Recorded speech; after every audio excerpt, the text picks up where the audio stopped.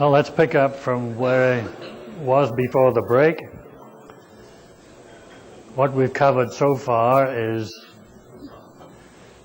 pretty much a review of things that I've talked about in previous seminars at APEC. Where we stand right now is single test signal injection, either voltage or current, delivers a block diagram that includes the H0, which is one of the non-idealities, namely direct forward transmission, the wrong direction, so to speak, through the feedback path, which provides a non-zero output even though the forward path gain goes to zero at infinite frequency. The limitation of that approach is that it requires an ideal injection point, which of course never exists in a real circuit model. So from here on, we're going to go into some new stuff. Dual test signal injection, both voltage and current simultaneously, can deliver a block diagram that includes all the non-idealities, not only the H0, but also reverse transmission through the forward path. That's backwards in the forward path. And the usual conclusion about that is, well, that's always negligible compared to the transmission in the forward direction. That, of course, is true at low frequencies. But at high frequencies, the forward gain drops off. And in fact, the loop gain ultimately crosses over unity and gets to be less than 1. In other words, the forward path tends to become a passive network rather than an active network. So the transmission in the two directions easily can be comparable at high frequencies. And this is trouble because just the place that we want to know the accurate answers is in the neighborhood of loop gain crossover, because that's what determines how the closed loop response drops off. It determines whether there's significant peaking and ultimately determines whether it even goes unstable. So the neighborhood of crossover is just where we want to get accurate results, and that's where these normal assumptions of unidirectional flow in the two boxes breaks down. So that's where it's important to know what a better model is. Dual test injection of both voltage and current, as we're going to see, also works for a non-ideal injection point, which is the only kind you actually have available in the real case. Not only that, it's all of it is implemented in the Intersoft ICAP circuit simulator. And it gives all the results you need, and we'll see some examples of what they are. Now, we've already seen what the failing is of single injection. That is, a non-ideal voltage injection point implies that when Vy is null, what's the error voltage, the error current is not necessarily null, and vice versa for the current injection point. So if you want to make the H infinity equal to the reciprocal feedback ratio, which is where you have the proper interpretation of these quantities that you want to have for design purposes, what we have to do is find a way to null simultaneously both the error voltage and the error current. Now, first, I want to expand the horizon considerably from the particular examples that I've used up to now. We've already seen that a non-ideal injection point gives you some different answers from an ideal injection point. And there's an interesting consequence of that. That means that you get different sets of second-level transfer functions for different injection points, but if you plug them into the appropriate formula, they all give the same answer for the final closed-loop gain. That's fortunate. Otherwise, something is seriously wrong.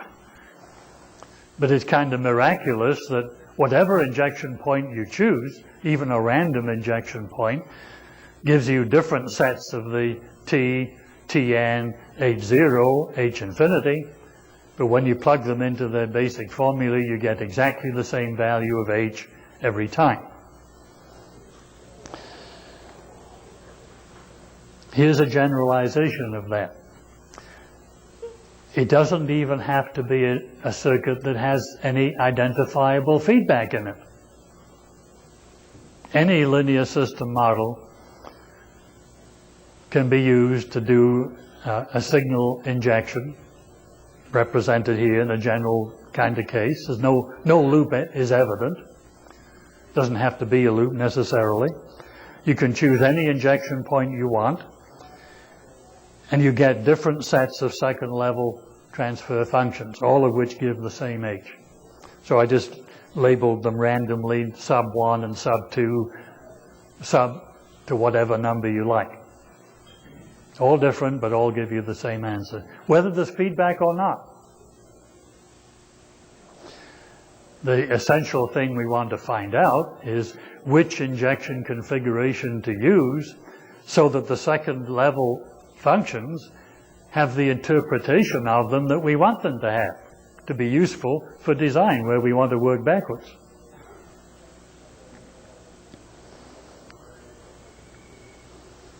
So here's the other consequence of that. Either of the two basic versions apply even if there is no loop at all. Now I'm shifting to a different interpretation now. Here's a network, feedback or not, doesn't matter. Suppose we choose an injection point which is adjacent to one particular element, labeled Z. So I've chosen to inject an EZ test signal in series with that element Z. I kind of imagine I can pull the element out of the circuit on rubber wires. So I can inject the test signal in series just with that element and leave the rest of the circuit alone. The formula stays the same for the overall gain of the system, UO over UI. H is that ratio when you don't inject any test signal. That's the original circuit. EZ is 0. H, if you null VY, that's a null double injection calculation. You adjust the EZ in the presence of the UI to null VY. And if you null VY, that means there is no current in Z. But the current in Z is the same as the current I that's going into the rest of the circuit. So nulled VY is equivalent to nulling I. Nulling I is equivalent to the element Z not being there. So H with VY nulled is the same as H with Z infinite. If I is 0, the circuit doesn't know what's outside, doesn't know whether there's a Z there or not. So that's simply a change of definition. What is TV? TV is Vy over Vx by definition, when Ui is 0. But again, if you inject EZ, the ratio of Vy to Vx is simply the ratio of Z to the driving point impedance looking into the rest of the circuit, because the current I is the same in both impedances. So T sub V is Z over ZdP with Ui 0, and that's given the symbol Zd. So ZD is by definition the driving point impedance looking into that circuit under conditions that Ui is 0. Finally, TNV is the same ratio of Vy over Vx in the presence of Ui, so this is double injection again, but adjusted to null the output signal UO. And again, it's simply the same ratio, except that ZdP is a different value this time, because the signal conditions in the rest of the circuit are different. ui is present now, and it wasn't before. So ZDP with the output null is a different quantity designated Zn, the null driving point impedance. So those are just different interpretations of the basic feedback formula we've been talking about for the first hour and a half. And when you substitute those definitions, you see this is identical to the extra element theorem. So they're really the same thing. The only difference is the interpretation of those second level transfer functions. And it's different depending on where you do the injection. And the benefits of the extra element theorem I summarized in the introduction at the very beginning. It means you can save a lot of analysis work by using an answer you already got. That's the h when z was infinite, when it wasn't there. And you want to add a z and see what happens, and all you have to do is calculate this correction factor. That is, you have to calculate the two driving point impedances, which are very easy to do. And I also mentioned the special case. If the circuit is entirely resistive, except for one element, which is a capacitance, then if you do the injection at the capacitance, then the ZD and ZN are resistances, and the Z is an S term, is a 1 over S term, and so you get the pole and the zero caused by that capacitance directly by separate calculations. And you don't have to recalculate anything to do with the system. So that's the single extra element theorem.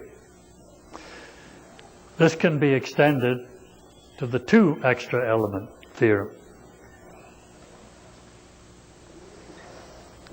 Choose two injecting signals at two different elements, Z1 and Z2, not necessarily related, different parts of the same circuit. Now, I'm not going to go through the proof of this. This is in a paper that was published in 1988 or 89, I forget which. And also the extra element theorem and its extensions to the two extra element theorem and to the n extra element theorem, which I like to call the neat theorem. Really is neat. And as you heard in Ray Ridley's seminar this morning, Dr. Vachi-Vorpirian has written a whole book about fast analytical techniques, most of them of which are the extra element theorem. So I'm not going to go through any of the details of the derivation of that. As a matter of fact, Dr. Vorpirian has a general derivation of the n extra element theorem, whereas the derivation, he and I wrote a paper originally on the n extra element theorem, proving it by a sort of iterative method, and in his book he has a general method for doing it, and we don't want to go into any of those things here. So I'll simply state what the two extra element theorem is, where you have two elements, you do two injections, and this is the result that you get. And you don't have to look at the details of this except to notice some symmetries. First, you notice that the denominator is always the same form as the numerator. And the only difference is there's an extra subscript n in the numerator parameters. And that means that those quantities are calculated under conditions of the output null, whereas the denominator ones are calculated under conditions that the input ui is 0. So there are two different sets of conditions, but the format is symmetrical. There's another symmetry as well. Both the numerator and denominator are symmetric with respect to the subscripts, 1 and 2. And obviously, since the numbering is arbitrary, it doesn't matter which you call number 1, which you call number 2, and you'd better get the same format. In other words, if you interchange the subscripts, you better end up with the same formula. And so the symmetry is obvious in here as well. Now, in a little more detail, what that format is, notice that all of those ratios of z's are the ratio of one of the elements, z1 or z2, to one of its driving point impedances. The extra superscript there is a constraint again. Zn1 is the null driving point impedance seen by element 1 when z2 is infinite, when it's not there. And vice versa for Zn2. That's for Z1 infinite. And you notice the last term is the product of the same two ratios, except that there's a modifying factor in front, Kd and Kn. Those are called interaction parameters. Because you notice that if either of those k's is equal to 1, then the numerator and denominator factor exactly into the product of the factor for the single extra element theorem that you would get for each element by itself. So Kn or Kd not being equal to 1 represents an interaction. It prevents the exact factoring. Now, what are Kn and Kd? Well, again, you don't have to understand exactly all the details of this, except it's better to remember it in words anyway. K is the ratio of the driving point impedances for number 1 element, with number 2 short in the numerator and number 2 open in the denominator. So think about what that means physically. You're looking in from element number 1, and you get a different answer for the driving point impedance depending on whether element number 2 is 0 or infinite, short or open. Now, if it doesn't make any difference to the driving point impedance from number 1 as whether number 2 is short or open, that means there's no interaction. That means that ratio is 1. Doesn't matter whether Z2 is 0 or infinite, ZD1 would be the same in both cases, and the KD would be 1. That means no interaction. And you can think physically how this works in a circuit. If there's a capacitor C2 near the output, and there's a capacitor C1 near the input before some interstages, then there's no interaction. Because when you look in from one element, it doesn't care whether the other element is there or not, and vice versa. You notice the final symmetry here, which is perhaps a little surprising. The KD and the Kn is the same for one element as it is for the other. Again, that's a symmetry required by the fact that you have to be able to interchange the subscripts without changing the answer. It's another redundancy.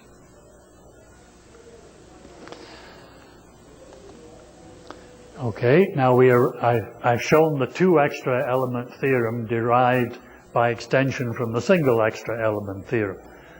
I haven't proved it. I simply stated what the result is and why it's a reasonable result.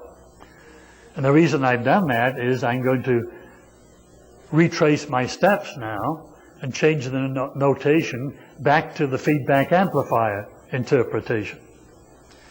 And where each of those impedance ratios came from a T, now that I've extended this to the two extra element theorem, I'm going to replace the impedance ratios with the corresponding T's again. And you see the symmetries all remain in place.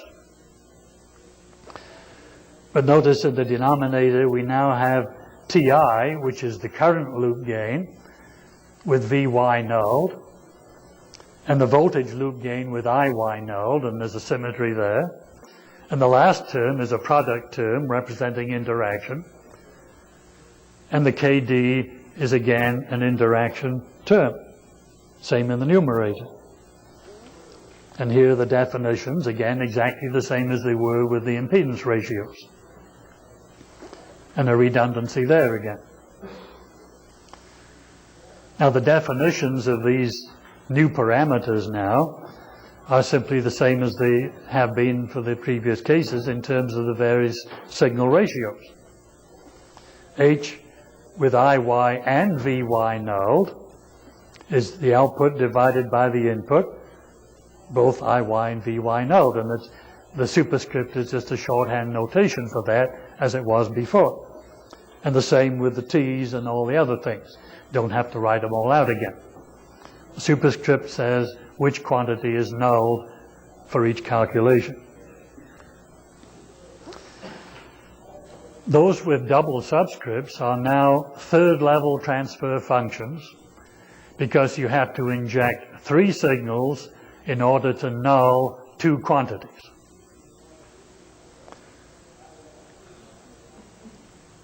So this is double null, triple injection conditions. And you say, well, this is getting messier and messier all the time. It's actually the complete reverse. We've already seen that a null double injection calculation is simpler than easier than a single injection calculation. And that's always true for the following reason. If one quantity is nulled, probably some other signals are nulled as well. That's what you can call propagating the null. Any element that has a 0 signal at it doesn't affect the answer.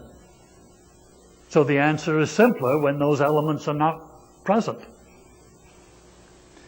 So double null, triple injection calculations are even simpler and easier than single or null double injection calculations. The more nulls you have, the fewer quantities enter into the answer, and the easier it is to write it down by inspection.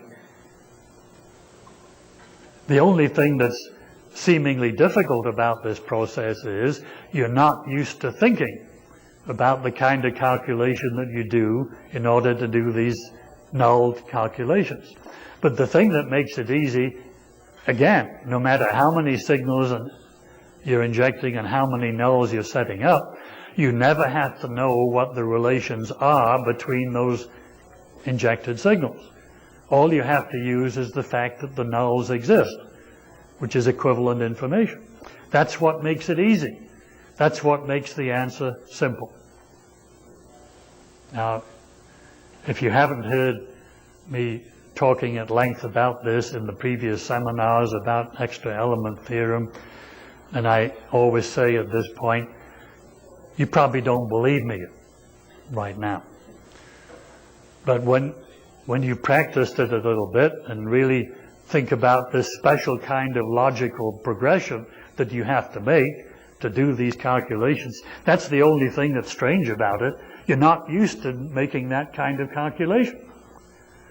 But as soon as you get used to the idea and get confident in doing it, then I think you will agree that these are, in fact, easy things to do. And the fact that Dr. Volparian has written a whole book full of innumerable examples about this should help you along the way quite a lot.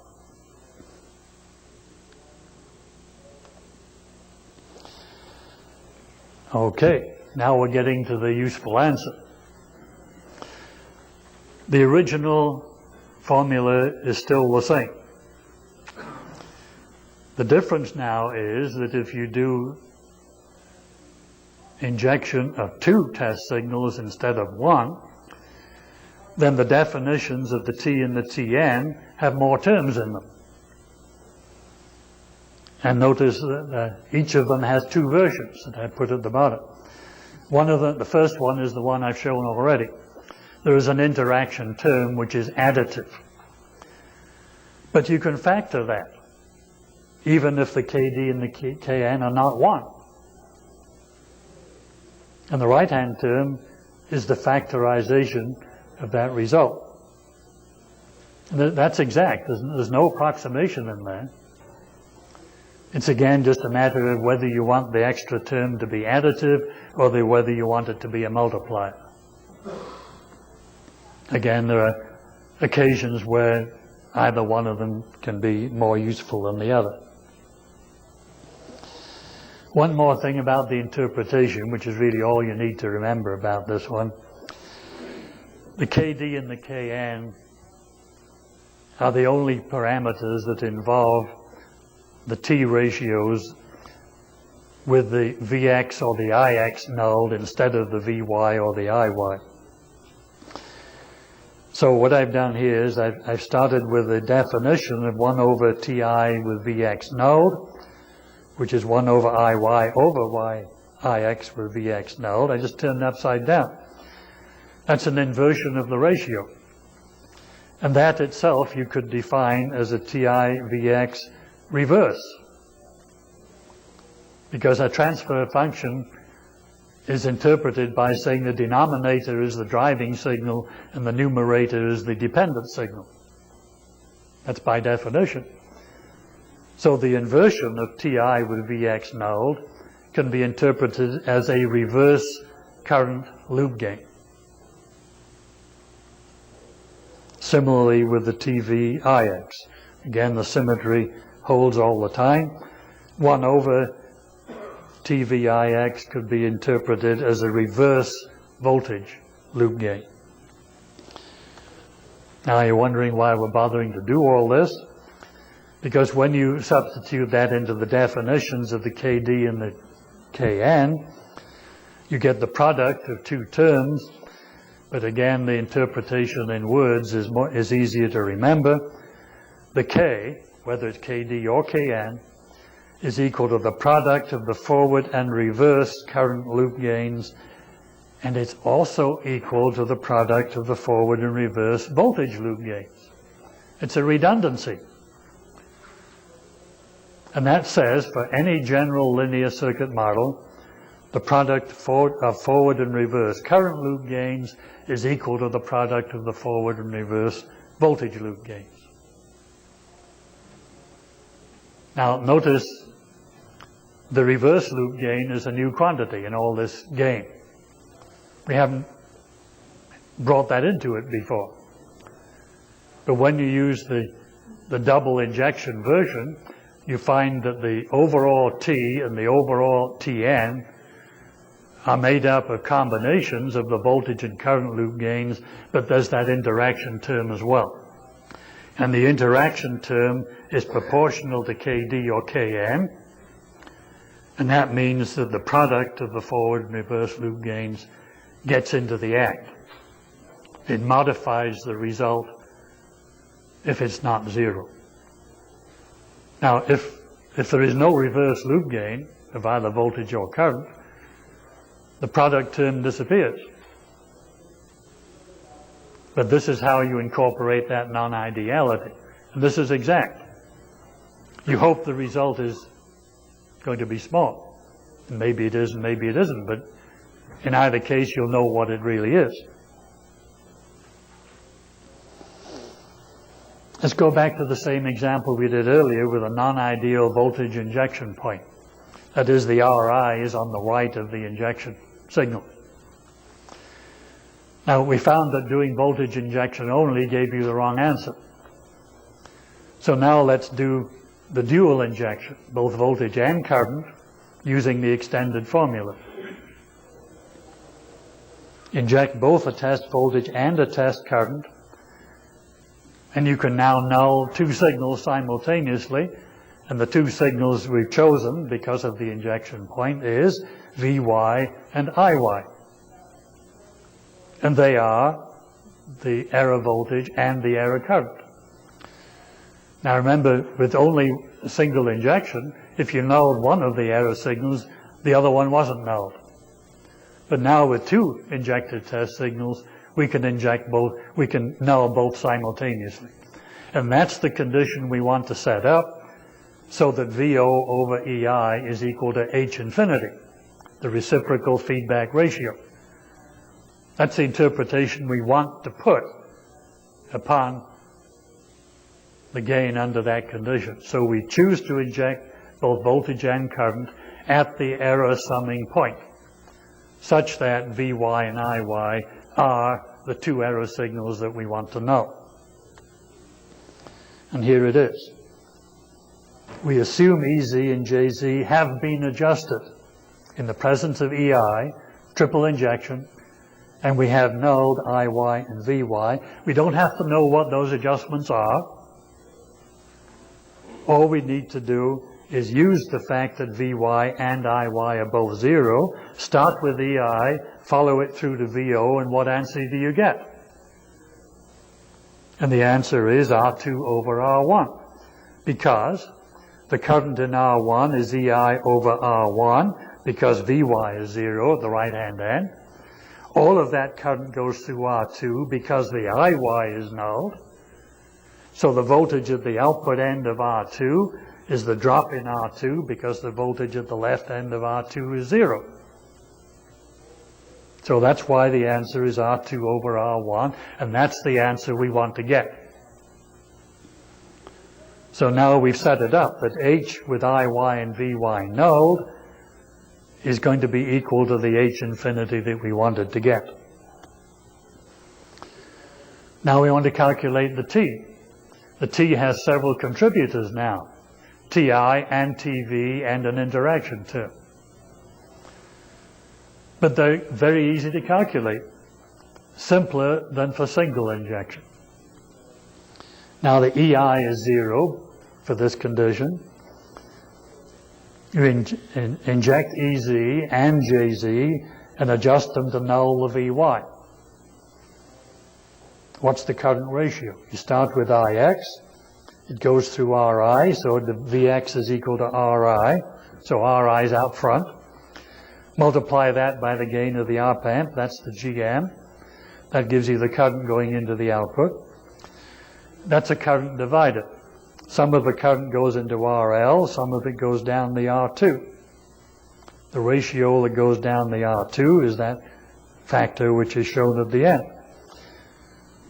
Now VY is 0, that's why that ratio is very simple. It is a plane divider. The left-hand end of R2 is virtual ground.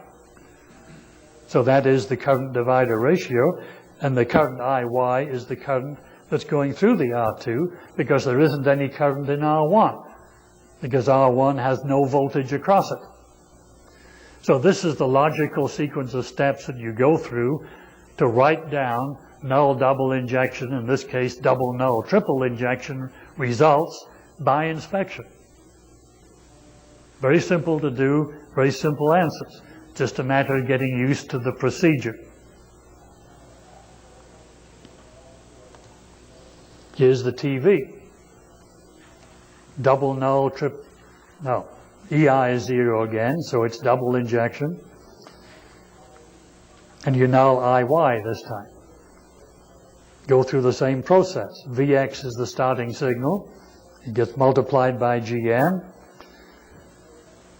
And we want to know what the VY is. That's a divider with RL on the right and R2 plus RL plus R2 plus R1 on the left. And VY is the voltage across R1, so R1 is the final multiplier. Again, simple, single path, straightforward calculations invoking the fact that the null exists. Very easy to do.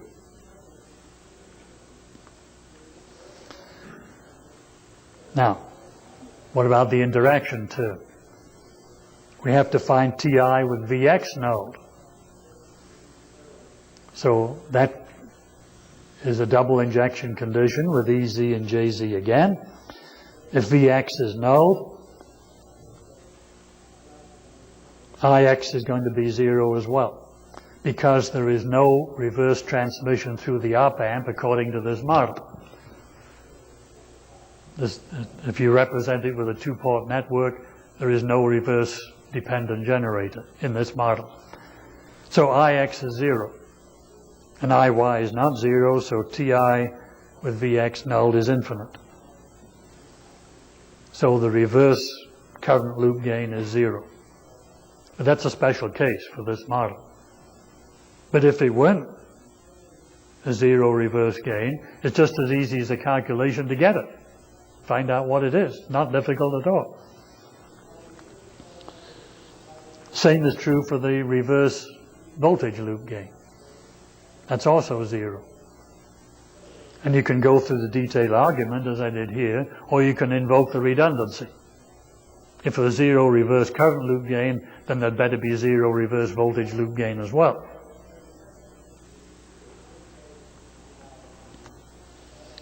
So finally, you get to plug in the expression for T.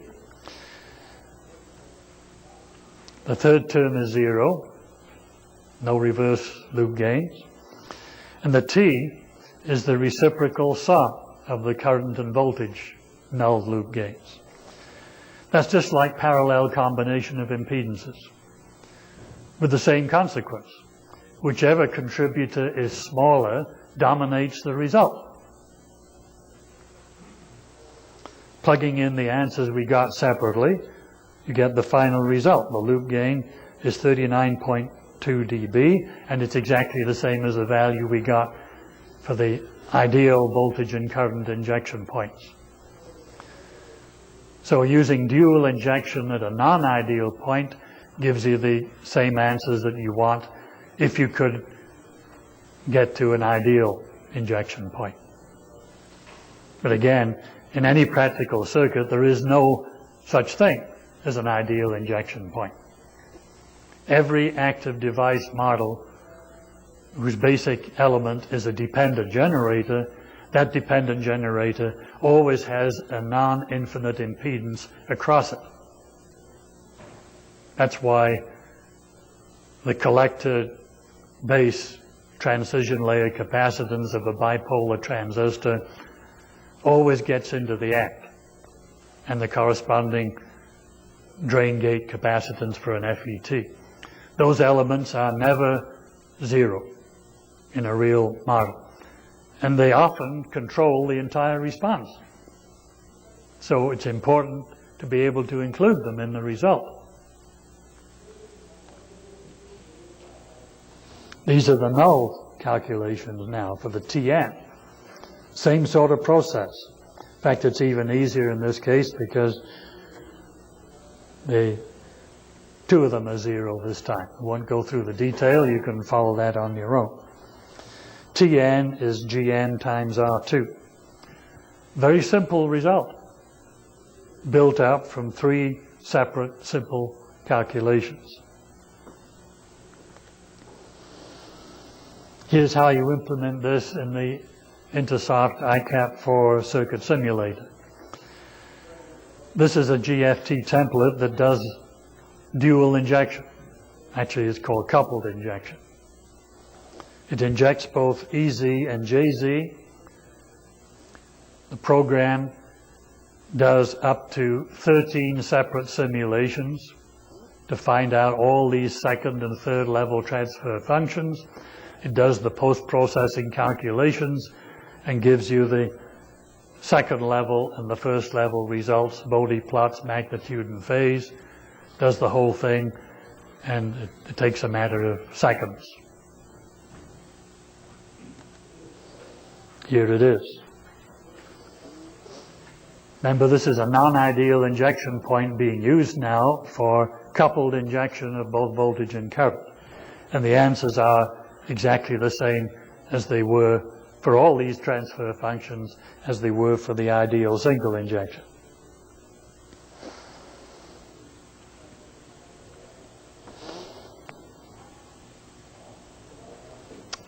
I've already shown that the General Feedback Theorem, which is what this last thing really is, I haven't used the name yet, and the two extra element theorem are really exactly the same thing. Just a matter of interpretation of what the transfer functions mean. And it doesn't matter whether there's feedback or not. So you could call the combination of the two a general network theorem. So the general theorem says any first level transfer function H, again that's voltage gain, current gain, transimpedance, input impedance, output impedance, whatever you like, can be dissected into three second level transfer functions, H infinity, T, and Tn, or a fourth one because of redundancy, the H0. expressed in terms of third level transfer functions. That's the separate voltage and current ratios with one quantity null, calculated under certain single injection, null double injection, and or double null triple injection conditions, and they're all very easy to do. Now we get to the point where you have to make some choices. An injection configuration is defined by which test signals are adopted, whether it's a single voltage, a single current, or both, and on where you stick them in. The combination of those several things defines an injection configuration. Different injection configurations produce different sets of second level transfer functions, but each set combines to give the same answer for the overall result with no injection. So the question comes down to, how do you choose an injection configuration so that the second level transfer functions have the interpretation that you want them to have? Because there's no point in getting a result if you don't know what they're telling you, if you don't know what the interpretations mean. This just summarizes the Intersoft simulator properties. And we won't stop to see all this. There's a whole bunch of them to represent all these possible combinations of single and double injection. And double injection includes two voltages or two currents, as well as one of each. And the overall transfer function H is a voltage ratio, current ratio, transimpedance, etc. So each one has a separate template. And all you do is connect that template into the circuit. And that's where the hard part comes in. Where do you connect it, and what does it mean? I already said this, it runs up to 12 simulations. The 13th one is simply the original gain with no injection at all, as a check on whether the formula gives you the right answer. This is a table of the results.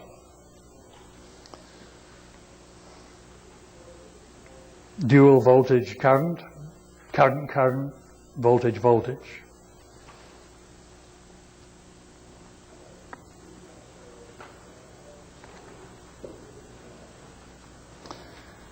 Now here's the value of all this. The general network theorem enables the second level transfer functions to be determined directly in terms of the circuit elements. That's what I've done in the little example so far. Either symbolically or numerically by using the Intersoft templates.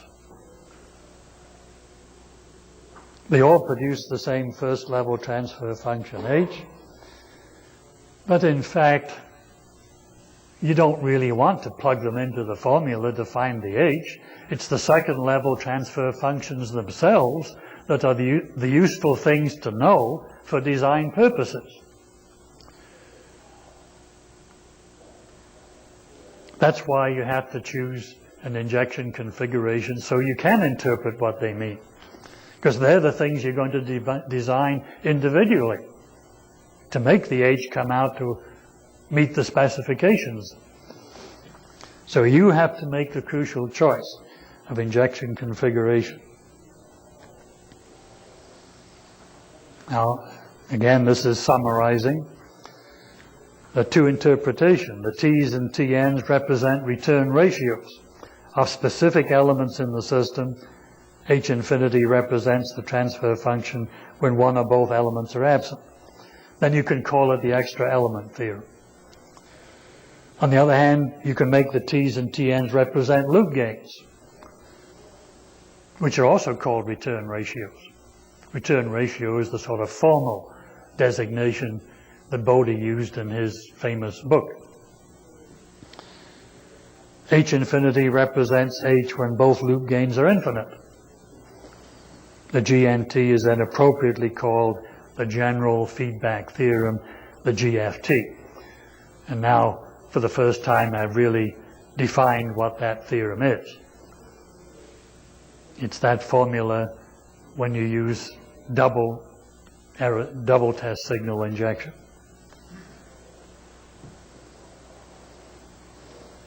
To implement the EET interpretation, you choose a test signal at each element whose return ratios are to be determined.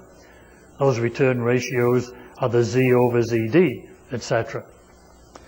To implement the GFT interpretation, the test signal configuration has to meet two things. You've got to inject inside the major loop, but outside any minor loops. Now, again, almost every practical circuit has more than one loop. The major loop, by definition, is the one that you purposely design into it, where you feed the output signal back to the input in order to make the closed loop gain what you want it to be. But in the forward path itself, every amplifier stage has a local feedback loop because of that collector-based capacitance. Those are minor loops. Now, you don't want to choose a test signal injection point inside the minor loop, because that messes up the interpretation of the gain of the stage. It makes if you do that, it makes the collector-based capacitance part of the feedback loop, and you don't want that to happen. You want to keep that separate as part of the forward loop. So you control, by means of the choice that you make of where to inject the signal, you have to inject it judiciously inside the major loop but outside any minor loops. And second, you have to choose an injection configuration where the two signals, or one or two signals that you want to know, are the error signals. If you inject somewhere else in the loop, nulling IY or VY, which is next to the injection point, does not necessarily mean you null the error voltage or current. Not necessarily. So you want to choose an injection point where it does null the error voltage and error current. Well, we're just about back to that first example now that I showed at the very beginning in order to demonstrate that there is a problem with some methods of feedback analysis. This is that two-stage amplifier again with both C1 and C2 present. And I did single current injection and got the wrong answer. It should have had two poles and a right and a left half plane 0. And that's not what you get. But now we know this is a non-ideal injection point, so we can do coupled injection, voltage and current, at the non-ideal point still. Now you can do this with the Intersoft process and get the answer right away. And that's how you get the right answer. I showed the right answer at the beginning, but said this is our objective, is how do you get that? This is how you get it. In coupled injection, both voltage and current. So we solved that problem. But there's another problem. You don't get the right H infinity this time. Now, I guess I have to qualify my words here. When I say you don't get the right answer, what I really ought to say every time is the answer you get is right for what you calculated, but it isn't what you wanted it to be. We wanted H infinity for this circuit to be flat because the resistive divider network is a flat transmission. In fact, in that circuit, R2 and R1 constitute the divider ratio. The ratio is 10 or 20 dB flat. So H infinity for that circuit ought to be flat at plus 20 dB.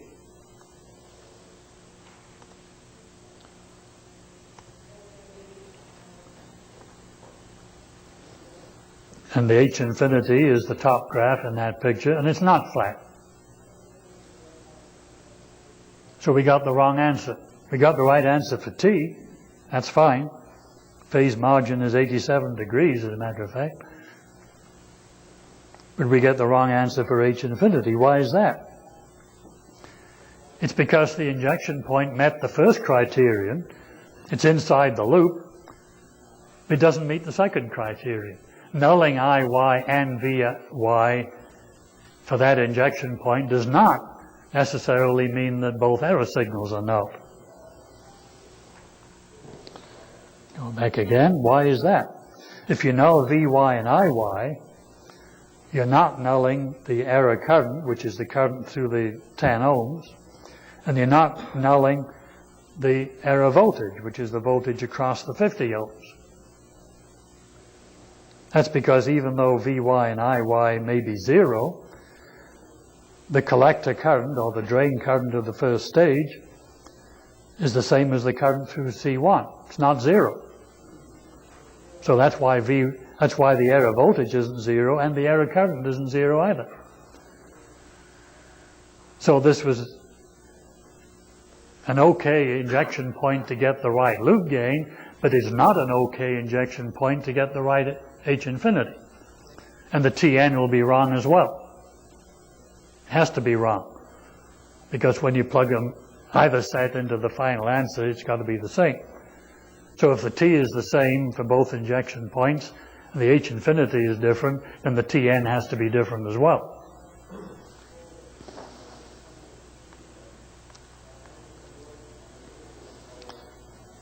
Okay, so this is where you have to do the injection. At the error summing point itself, which is where I had it in the earlier block diagram models. It's coupled injection again, both voltage and current, and you choose the configuration so that Vy is the error voltage and Iy is the error current. And it's inside the loop, so it satisfies both criteria. Now when you calculate h infinity, what do you get? You start with Ei, that's the driving signal. Vy is null, so Ei appears across the R1. But Iy is nulled as well. So the current in R1 is the same as the current in R2, and therefore the output voltage is the reciprocal divider ratio, which is the 1 over k. And that's the answer you want to get. Before we continue, I want to make a diversion to explain the device models that I've adopted in all the circuit diagrams. The intent is to show that both the BJT and the FET are charge-controlled devices, and therefore should be represented by the same equivalent circuit model. The basic operation of the BJT is exactly like the FET. Output current is controlled by input charge. Input current only flows when the controlling charge is being changed. Externally, the base emitter terminals behave as a capacitance, known as the storage or diffusion capacitance. Positive base current charges up the diffusion capacitance, turning the collector switch on. Negative base current discharges the diffusion capacitance, turning the collector switch off. There is, however, one significant difference between the BJT and the FET. In the FET, the positive controlling charge and the negative controlled charge are separated by the insulating layer that constitutes the dielectric of the gate capacitance. In the BJT, the positive controlling charge of holes and the negative controlled electron charge occupy the same physical volume, the active base region, which constitutes the base diffusion capacitance. Since the holes and electrons both exceed their thermal equilibrium densities, there is a net recombination of electron-hole pairs. This is illustrated here by a little explosion, as an electron and a hole disappear by recombination.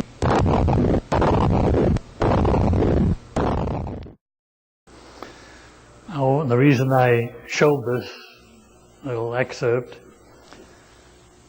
is to show that both devices, the BJT and the FET, are essentially the same. They're both charge control devices. The input capacitance is an essential component of the model, because you have to stuff charge in to turn it on, you have to yank it out to turn it off. When you charge up something, that's like a capacitance. The faster you want to turn it on or off, the faster you have to supply and withdraw the controlling charge. It takes a large transient drive current. And that's exactly the same in the FET as it is in the BJT. The only difference is, in the FET, once you've stuffed the charge in there, it essentially stays. In the BJT, it doesn't stay. It leaks away because of recombination.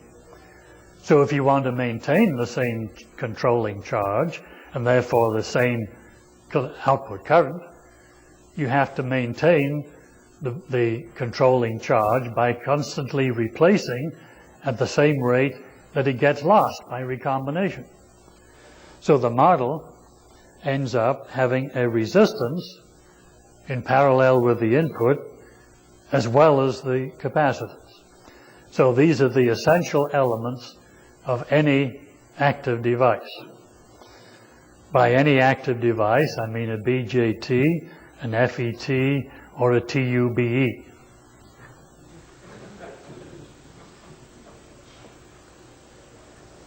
They're all basically the same.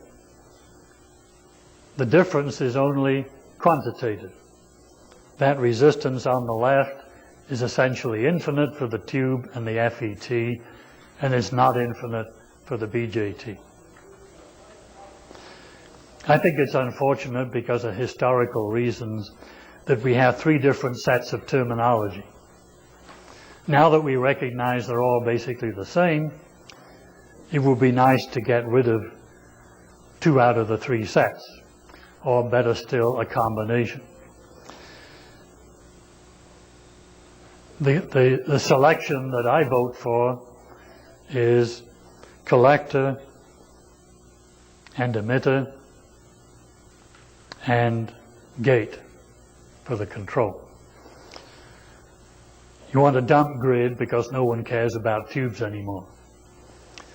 You want a dump base because that's a complete anachronism for modern BJTs. The original transistor was a point contact transistor, in which the collector and emitter were metal points stuck down on a slab of germanium. That was the base, because physically it was most of the device.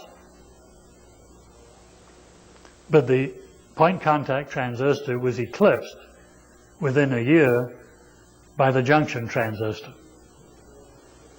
And the geometry of the junction transistor is quite different. The base is the smallest part of the whole thing. In fact, it's hard to find it to stick a wire onto it. So, but the terminology, unfortunately, has stuck ever since. So I don't expect that my suggestion of calling any of the 3 devices or describing it as a gate controlling current between an emitter and a collector, that's my choice, but I'm sure it won't catch on. But that's the choice I put in this picture now. Now, these are the 3 basic elements, as I said. Now, it's useful sometimes to make some manipulations of the model. In this one, VGE, V gate to emitter, is considered the controlling signal. So the current generator is a transconductance generator.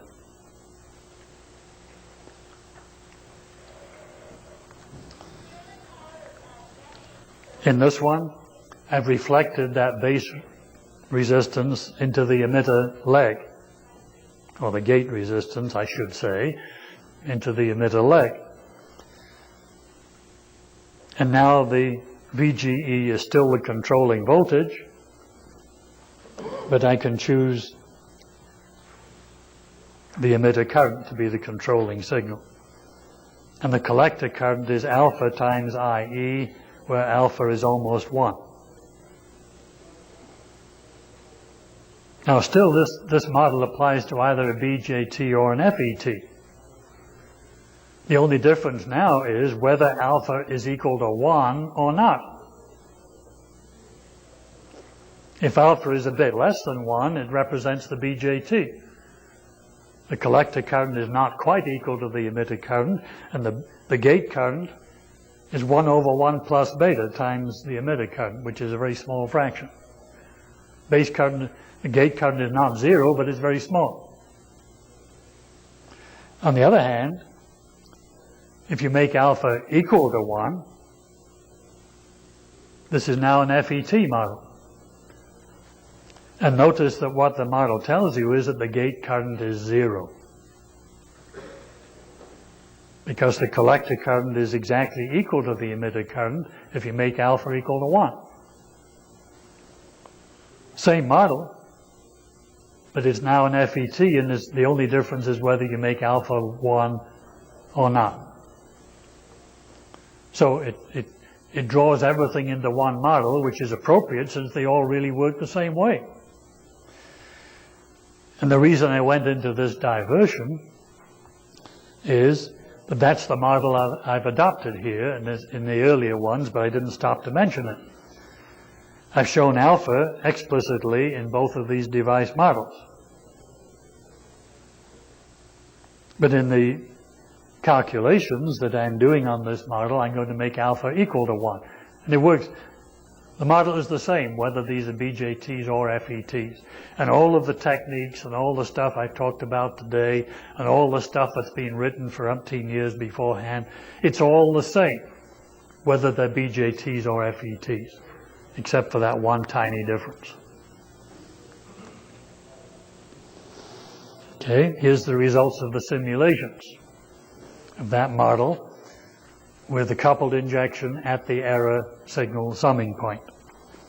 H infinity is flat at 20 dB where we wanted it. The loop gain has 2 poles and the right and the left half plane 0 where it should be. And the closed loop gain H peaks up a bit and levels off again just below 0 dB at infinite frequency. Now, I haven't mentioned much about what the final H is yet, but notice I did mention that the loop gain had a phase margin of 87 degrees. Therefore, the apparent peaking in H is nothing to do with an inadequate phase margin. Normally, you'd make that association. Closed loop gain peaks up before falling off. Oh, we don't have enough phase margin. Not true. Phase margin is fine. Loop gain is fine. Where does the peaking in H come from? It comes from the non-idealities. It comes from the H0 or the Tn, whichever one you want to use to represent it. Here are the components of T. Remember, it's the reciprocal sum of 3 terms. 1 over Ti with Vy node, 1 over Tv with Iy node, and the interaction term. If you plot them separately like this, you know that the triple parallel combination is dominated by whichever one is smaller. Well, no question in this case, the Ti with Vy null is always the smallest one at any frequency. That means that's the one that determines what the T is. The others don't matter. So the third term is negligible, and so is the second. Only the first term in the result is important.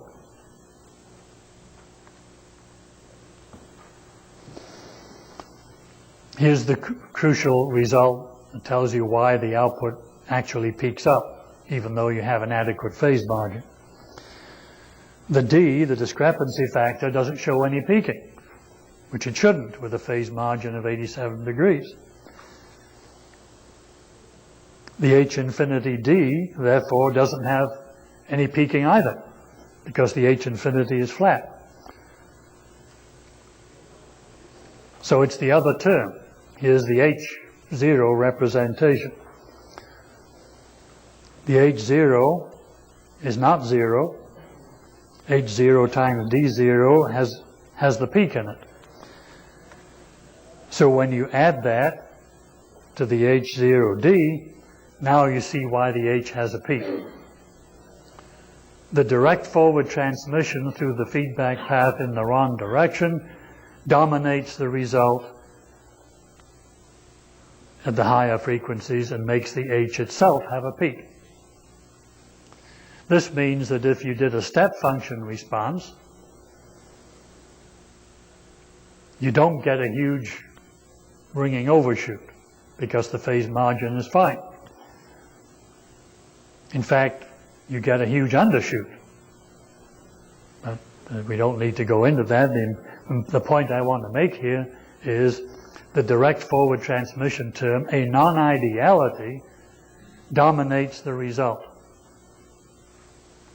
Now, I have to admit that I chose a set of numbers in order to exaggerate that. But that's okay. The important thing is you get exact answers very easily and quickly. And you can check then whether something is negligible or not. That's really the only reason for doing it. You don't have to guess or assume.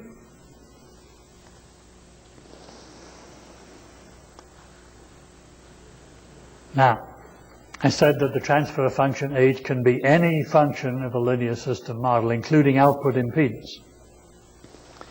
So let's use it to calculate the output impedance of this same two-stage amplifier. H now becomes ZO, but the formula is still the same.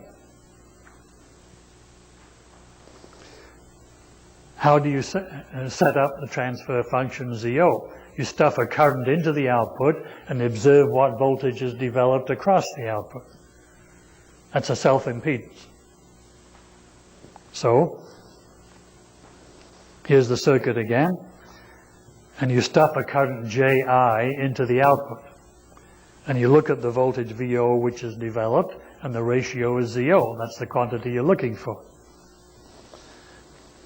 So you select the appropriate template. This is called GFTH.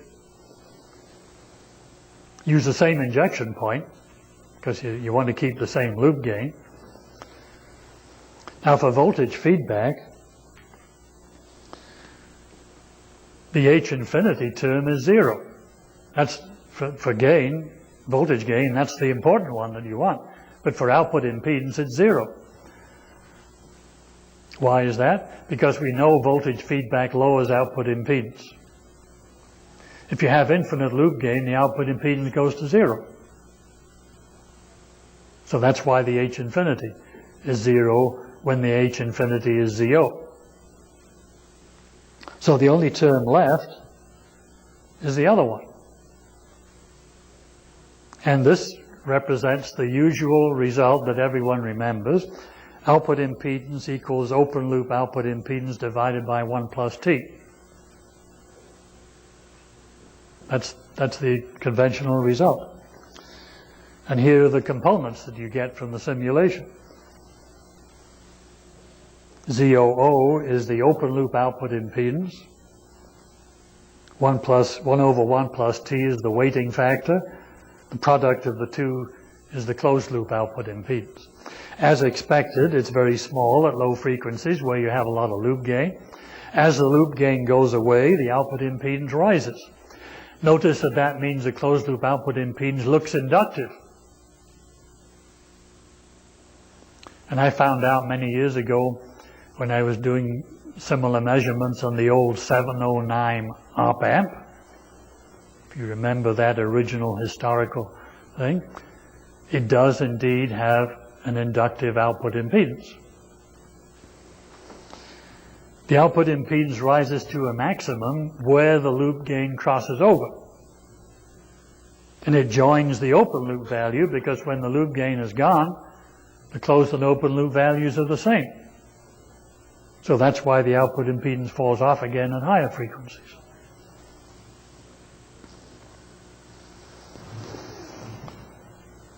Enough for that two-stage amplifier. Now, to finish up, I want to tell you about this more practical kind of problem. The Darlington follower is known to be unstable for certain values of load capacitance. The design problem is to select a damping resistance so the follower is not only stable, but has maximum peaking specified regardless of the load capacitance. That's your design objective. How can we use the GFT to look into that? Here's the linear model. Cascaded emitter or source followers. This time the C1 and C2 represent the basic charge control capacitors, which I didn't put into the previous example, but I could have done. The simulator will handle any number of those, of course. And to make it easy, I've assumed that we have FETs, not BJTs, so the gate current is 0 in both cases. Alpha is 1. That's the basic model. Now, it's worthwhile before we start doing any analysis to figure out why you have a potential instability in the first place. So I stripped this down to the essential features. We've got a load capacitance CL. Why is that model potentially unstable? Well, one way to look at it is consider the first stage only. Do a little analysis on it to find its output impedance, ZO. Doesn't take much algebra. Don't have to go through the steps right here. ZO gives you the expression underneath, which can be put into factored pole zero form. And you see you have a 1 plus S term in the numerator. So the S term represents an inductance. The definition of that inductance is it's equal to C1 RS times R1.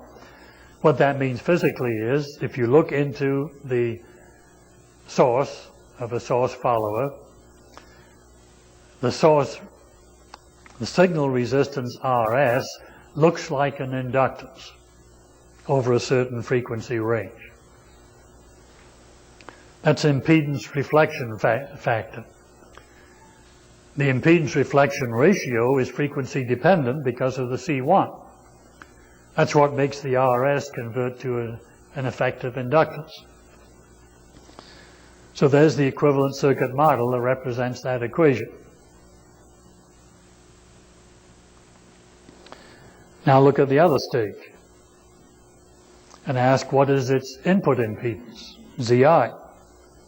Again, it's a reflection question. And when you write the expression, which is simple enough, ZI reflects the CL into a negative resistance. So the answer is you get a capacitance in series with a resistance where the resistance is negative and is related to the load capacitance. So when you add the model, there's the negative resistance with the capacitance. Now you put the two stages together, and now you have a negative resistance oscillator. Well, it may or may not oscillate depending on which of the damping resistances is dominant. Basically, you have two series damping resistances and one shunt resistance. And one of the three is negative. So it depends whether you get an instability or not. Now that's the physical interpretation. What can we do about designing it so we make sure it doesn't go unstable? But more than that, we don't want any excessive peaking in the transfer function.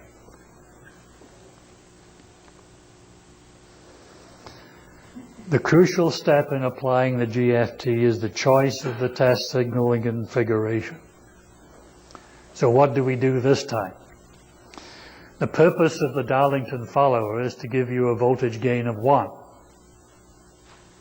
So we want H infinity to be 1. So we want to choose an injection configuration that will make HIY, VY, whichever one we want, equal to 1. So choose an injection point so that the Vy is between input and output. So if we null Vy, we will get unity voltage ratio. That's why we choose an EZ injection with the labeling as shown here. Vy is between EI and the output. EZ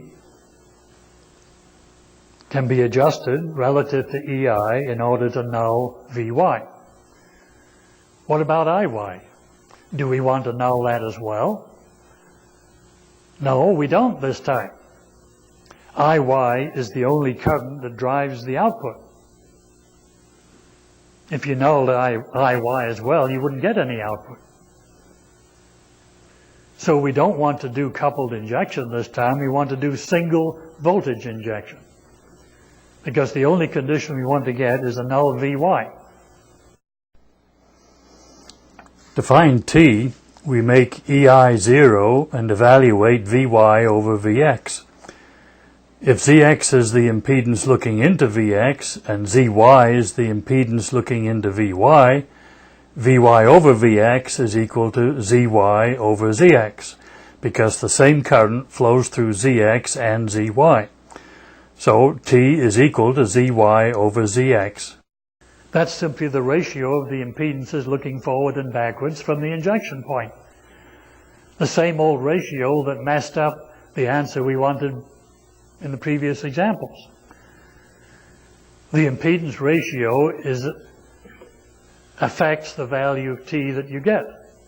In this case, it's the only value, it's the whole thing. This ratio is T. Now, Zy is simply the load capacitance. Zx is a fairly complicated impedance because it looks back through the two devices.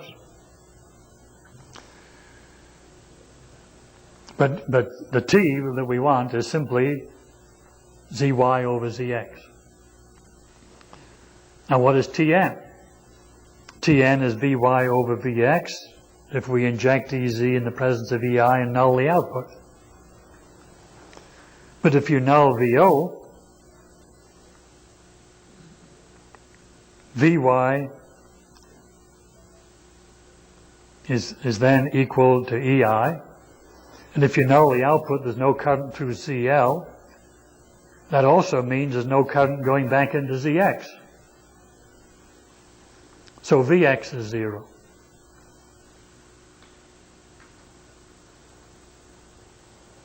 So Tn is infinite. So the formula reduces to H equals T over 1 plus T, which is just D, and T is Zy over Zx. Now we can figure out a lot about T before doing a simulation.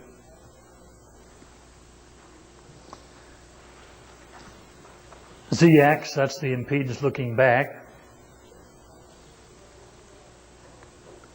has two poles because there are two reactances in the Zx.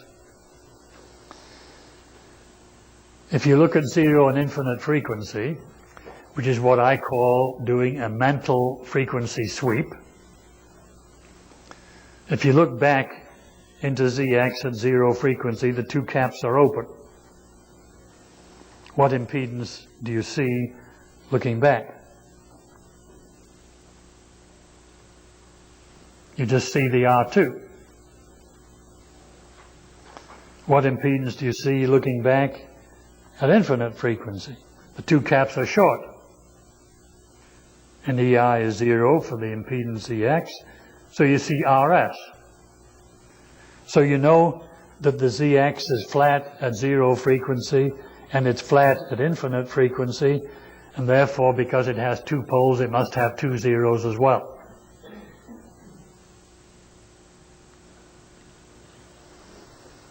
But we also know that Zy is simply 1 over SCL, which is a single pole.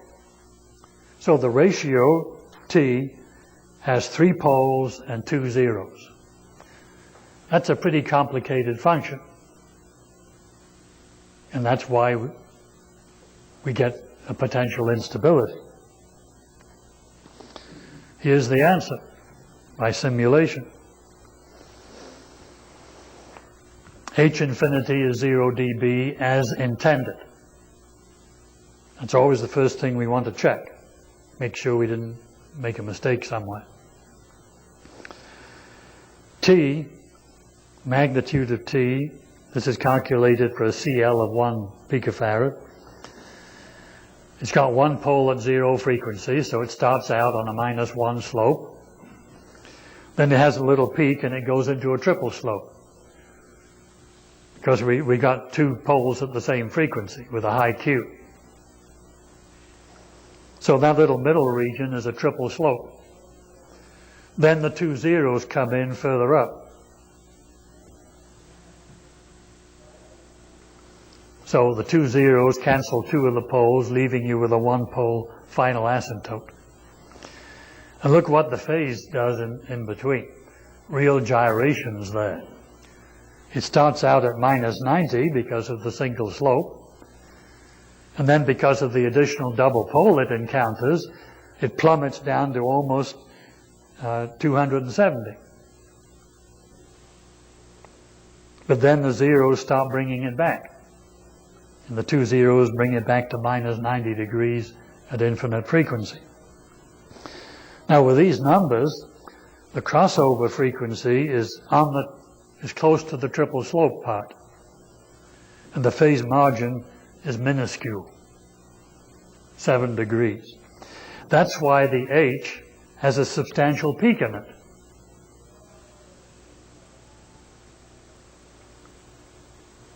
I don't remember just what the value is, but you see this is a pretty condensed scale, so the peak is pretty big. Now, for design purposes, the load capacitance has to be considered a variable. You don't have control over that. What is the effect of CL upon the loop gain? Well,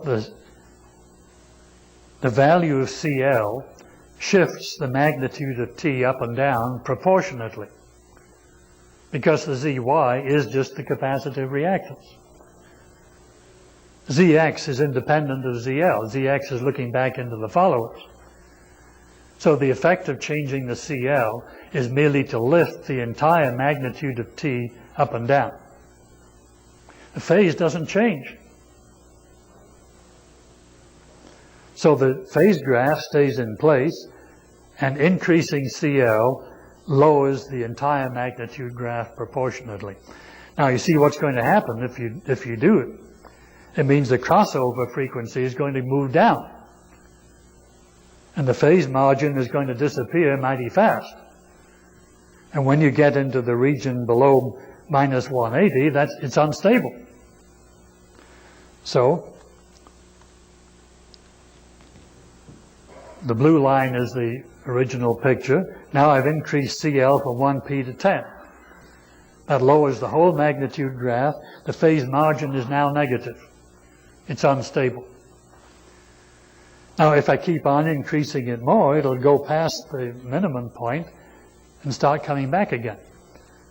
And if you make the CL big enough, it'll eventually become stable again.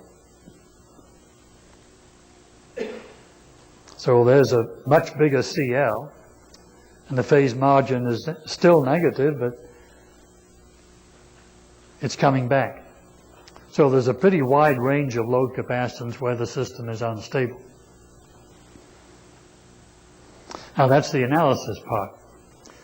The design part is, how do we prevent this from happening for any value of CL? So what we want to do is put a series damping resistance in.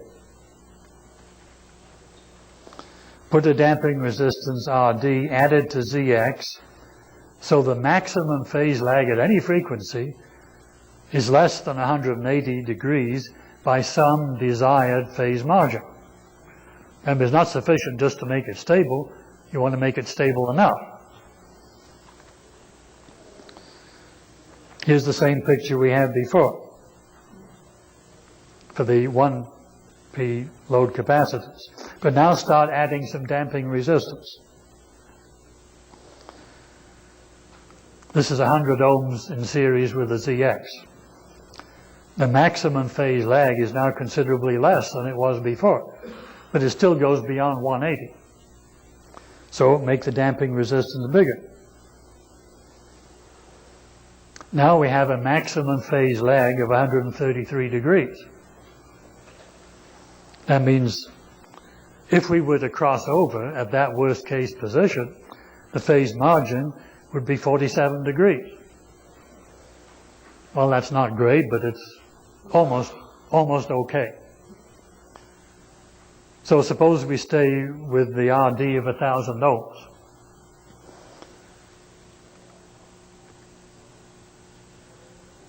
There it is. It's the original condition with 1,000, but now I can choose a CL, which turns out to be 0.78 puff, which makes the crossover frequency occur at the frequency of maximum phase lag. Now, any different value of CL is going to move it away from that worst case and make the phase margin better. So I've set the worst case phase margin regardless of the value of load capacitance. And that's the design objective. This is a blown up scale of the same situation. So I've got a peak of 2 dB, which goes with a phase margin of 47 degrees. And you can decide whether that's enough or not. The point is you have a unique process by which you can fix that design.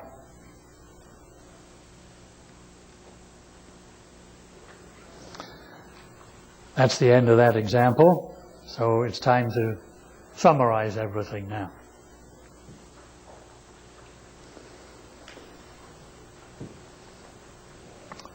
Conventional approach. You have a feedback block diagram. As I said, this is always the thing you think of first. You draw the diagram, or at least you have it in your mind. And that's all there is to it, except that you replace the boxes with unidirectional triangles, arrows. Why do you do that? Because every picture you've seen looks like that. And you tend to forget that this implies the constraint. The model is now unidirectional and is therefore not accurate for most practical cases. You inject a test signal in the forward path somewhere, and we have many times gone through that process. You don't want to disconnect the feedback path because that upsets the loading. You inject the signal where there is no loading, which is an ideal injection point, and you have to inject coupled test signals if it's a non-ideal injection point. But still, you don't get the right answers because reverse transmission is ignored still. Now, the books have an alternative. They get to this same point that we've just reached here. And they say, the model isn't correct. So let's represent each path by a two-port network. And for this feedback configuration, which is series voltage, series shunt voltage, the H parameter boxes are the appropriate ones. This requires 4 different sets of two-port parameters for the 4 feedback configurations. And it still isn't clear how to account for the reverse loop gain, which is now in there. Because you see, you've got a dependent generator in both directions. So the model is correct to that extent, but you still don't know what to do with it. How do you define loop gain when it goes both ways? You don't know.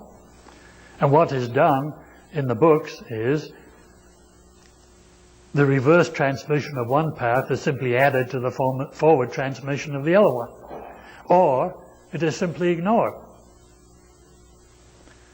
Well, that's okay to do that, but there's a fatal flaw in the whole process. Even this model is not accurate, because the forward path model ignores totally common mode gain. Because look, the model is drawn as a 4-terminal network, not a 3-terminal network. If you pull the two inputs up and down together, that's a common mode signal. But this model says there's no output. But if you do that with a real forward path, you do get an output because of common mode gain. So the model itself is deficient, whatever you do to account for the forward and reverse transmissions. So that's a loose end too. There's only one of the 4 models which is correct, the only one that doesn't require common mode gain, which is the parallel-parallel connection.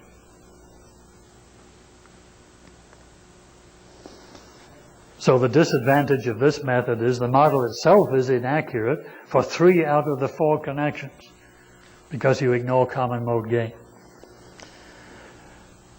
But whatever, the real disadvantage is much worse than that. This is essentially totally useless for design. The circuit elements are buried inside the 2-port parameters, which are themselves buried in expressions for closed loop gain and loop gain. You haven't a hope of working that backwards in order to correct values or change the result in the direction that's under your control. It's not design-oriented analysis. It's simply useless analysis, whether it's right or wrong. So this is the approach I'm recommending. Same original model, but note the boxes stay there, not arrowheads. They're bidirectional. It's the real circuit. And you inject couple test signals at the error summing point. That satisfies both criteria. It's inside the loop, and nulling the IY and the VY also nulls the error voltage and the error current. The results include reverse transmission in both paths. Therefore, it also includes reverse loop gain. It's exact. You can make approximations if you want. You can see whether they're good or not. All 4 second-level transfer functions are produced, either numerically if you do it with a simulator, or symbolically by null double injection and double null triple injection analysis. And I hope even by now you're not put off by those words. The second-level transfer functions combine in the GFT to produce the first-level result. But as I've said, you don't really make the substitutions. It's the second-level ones themselves which you're interested in order to adjust them for design purposes. The result fits this block diagram. And here's perhaps the biggest shift in viewpoint of all. The block diagram is the answer. It's what you get by solving for those transfer functions. They fit this diagram. In other words, this diagram is not assumed to begin with, and you try to calculate each box separately from the circuit. That doesn't work, because it doesn't properly handle the non-idealities. By this method, the diagram comes out of the answer, and you get the correct results for all those transfer functions. It's a result of simple, straightforward, exact calculation, not the result of initial assumptions. The second-level functions are obtained directly in terms of the circuit elements. That's the only way you can do design-oriented analysis, which is the only kind of analysis worth doing. And I've said several times now, don't be put off by this NDI, DNTI things. They're easy. It's just a matter of practicing them until you know what to do. So I want to close with another little video clip, which is what I say at the end of my structured analog design course. It has a little exhortation and incentive at the end of it. All I'm saying is, let's try to reduce the size of this cliff so that when you get out of school, you don't fall so far, and maybe you can maintain continuity of slope. Avoid a discontinuity of the first differential.